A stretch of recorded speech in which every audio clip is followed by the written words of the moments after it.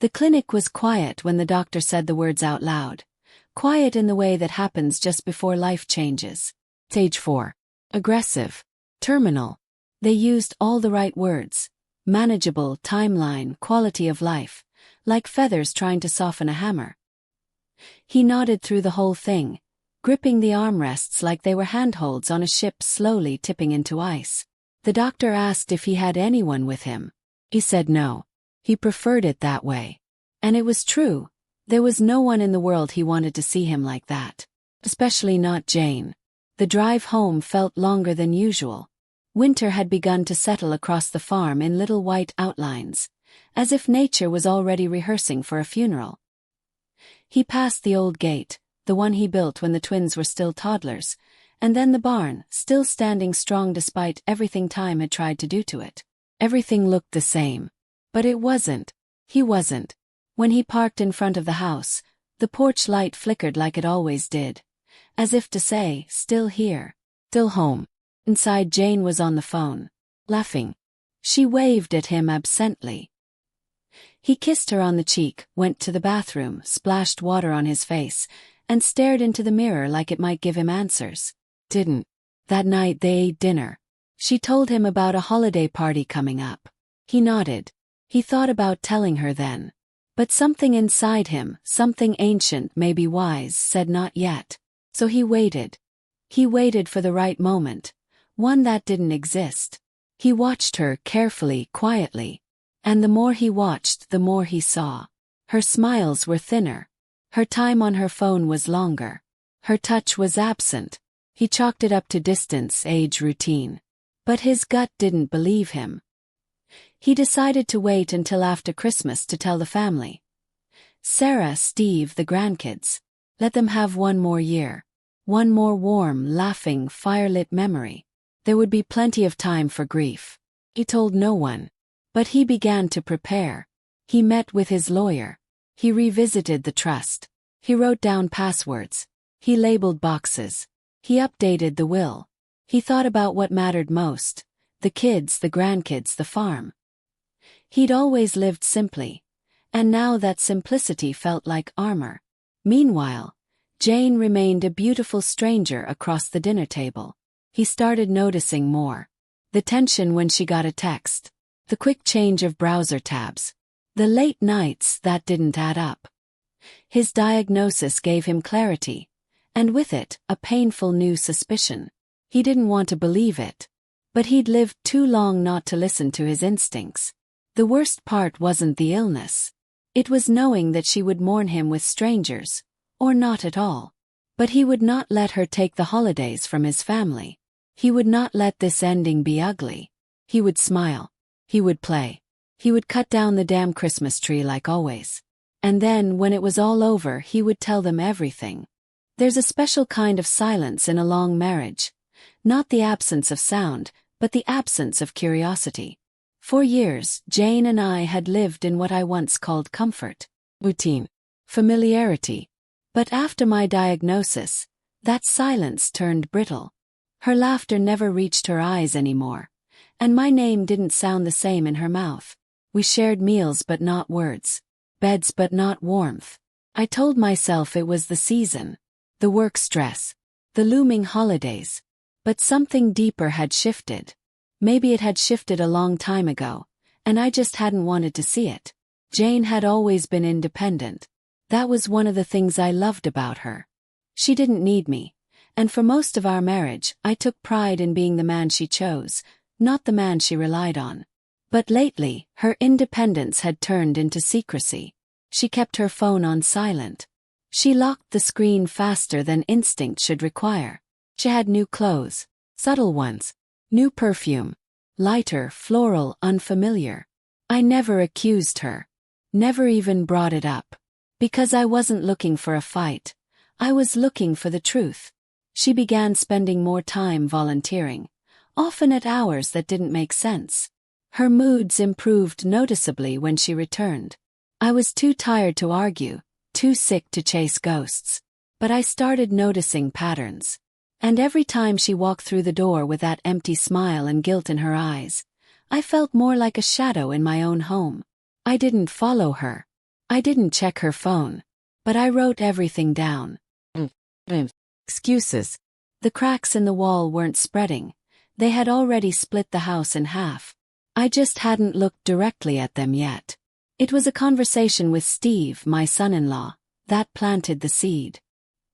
He mentioned Jane seemed distracted lately at the charity gala. Said he noticed her whispering to a man he didn't recognize. A man with expensive shoes. That same night, Jane had told me she was going alone. I smiled at Steve and changed the subject. But I didn't sleep that night. I didn't even blink. That week, I asked her if she'd like to help me decorate the tree early. Just the two of us. Quiet tradition. She said she had errands. I sat alone on the couch, the lights half-strung, staring at a photo of us from 10 years ago. Back when we used to finish each other's sentences instead of meals. She came home late that night. Said she'd forgotten how long lines were this time of year. I nodded and asked what she got. She hesitated, then made something up. And I knew. He knew. I still didn't confront her. Because something inside me had calcified. It wasn't that I didn't care. It was that I couldn't afford to fall apart. Not now. Not before I told the kids. Not before the final Christmas. So I said nothing. But I started to plan. Not for revenge. But for the end. The decision to install the camera was less about proof and more about peace. I needed to know. Not for confrontation but for closure. I told Jane I wanted better security now that we were both getting older. And she agreed absent-mindedly, scrolling on her phone. She barely looked up. I set up the system with motion triggers and server backups. I routed the live feed to my attorney's office. Not because I expected fireworks, but because I didn't trust myself to watch. A week passed. Then another. The lawyer didn't say much, just, "I'll let you know." And then one morning I got a call. "I think you'll want to come by." That was all he said. I sat in his office, hands folded, pretending not to feel the quake building in my chest. He pulled up the footage. The date stamp was 3 days old. Jane's car pulling into the driveway. A man I didn't recognize stepping out of the passenger side. Dressed too sharply for a weekday. He carried nothing. He didn't knock. She didn't greet him like a guest. They walked inside like this had happened before. Like this was normal. The rest of the footage didn't need to be detailed. It told the story without dialogue. Laughter. Wayne. The soft way her hand touched his chest. The way his lips brushed hers in a place that used to be mine. I didn't ask for more. I didn't want to see the worst part. I already had the worst part. It was the look in her eyes. Relaxed. Familiar. Comfortable. That hurt more than the kiss. I didn't rage. Didn't cry. Just closed the laptop. My lawyer looked at me like I might break. I didn't. Thanked him. Told him to keep the copies. Just in case, I said. On the drive home I didn't listen to music. Just the wind. The ticking of the turn signal. The hollow silence of acceptance. I parked in front of the house I'd built with my own hands and sat in the truck for nearly an hour. She was inside. Making dinner, probably. Planning a party. Smiling at text. I walked in. Kissed her on the cheek. Ate dinner. Listened to her talk about hors d'oeuvres. That night, I slept beside her. And for the first time in our marriage I felt nothing. Jane always insisted on financial independence. From day one she made it clear. She had hers and I had mine. We agreed to a prenup. Separate trust. No merging of assets. At the time I thought it made sense. Two grown adults secure in themselves, choosing each other for love, not survival. What I didn't see then was how well it insulated her from any sense of shared consequence. She never asked how much I had, and I never told her. She thought I was comfortable. She had no idea I was wealthy. That I'd spent decades building a generational trust that would outlive us both by centuries. She thought the 15-year-old pickup and worn-out jeans were signs of limitation, not choice. She married a man who valued legacy over luxury. And then she went chasing glitter in the arms of a man whose worth was only surface deep. She didn't know that I saw the financials of his business, because the trust had quietly invested in his early ventures. She didn't know I knew how much debt he carried, how much of his life was propped up by performance. She traded a kingdom for a costume. And she'll never know what she lost. I won't be there to tell her. The farm stays in the trust. The assets are sealed. The inheritance is structured so that when I'm gone, Jane gets nothing. Not out of spite but out of principle. She never asked for it. She doesn't need it. And she doesn't deserve it. My lawyer now has power of attorney. In-home care has been arranged for the future. When the time comes, Jane will be gently, legally, completely removed from my orbit. No fight. No fanfare. Just a closing door. It's not revenge. It's peace. The holiday week had always been sacred. It was never about religion or ceremony but something deeper, something primal. A chance to gather the whole clan, laugh louder, hug longer, and remember that, despite the world's spinning chaos, this little farm was still a constant. I knew going into it that this would be my last Christmas on this land. That thought echoed in my chest with every breath. The decorations went up as they always had. Garlands strung across the porch railings, mismatched ornaments hung by eager grandkids, and the smell of pine needles mixed with cinnamon drifting from every room. Jane didn't suspect a thing. She decorated like always, smiled like always, kissed me on the cheek when I handed her coffee in the mornings, just like she used to before things went numb. She posed in photos, laughed with the twins, baked the sugar cookies everyone asked for. To the untrained eye, we were an image of love. To me, it felt like watching a play where I already knew the final act, and the curtain was about to fall. But I didn't hate her. Hate takes energy I don't have anymore. Instead, I focused on the ones who mattered. I walked slowly through the woods with Sarah and Steve. I listened to my grandson tell me about his latest math competition. I let the younger grandkids decorate me with garland and tape bows to my shirt while we watched cartoons. Every moment felt sharper, more sacred. And I tried not to let the knowledge that I was storing these memories for the last time drown me. At night, when everyone was asleep, I wrote letters. One by one. I wrote one for Sarah, telling her how proud I was of her strength, her heart, her humor. One for Steve, thanking him for being the son-in-law every father dreams of.